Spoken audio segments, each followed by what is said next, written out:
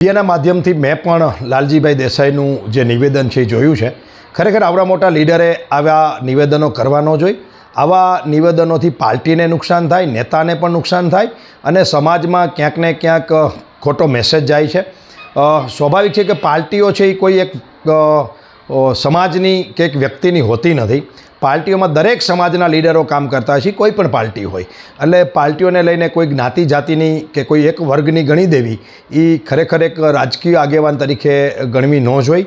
અને જે રીતનું નિવેદન છે એ નિવેદન પણ એમનું યોગ્ય નથી એવું મારું સ્પષ્ટ માનવું છે. જાહેર જીવનના માણસે ક્યારેય આવા પ્રકારના નિવેદનો આપવા ન જોઈએ. દરેક પાર્ટીમાં દરેક સમાજના લોકો લીડ કરી રહ્યા છે. દરેક સમાજના લીડરો આગળ પડતા કામ કરતા હોય છે. અલ્ટિમેટલી રાજકીય પાર્ટીઓ એ સમાજના કચડાયેલા ગરીબ નાના વર્ગોને ઉત્થાન માટે કામ કરતી હોય છે. અને જે રીતે નિવેદન છે એ યોગ્ય નથી એવું મારું સ્પષ્ટ માનવું છે.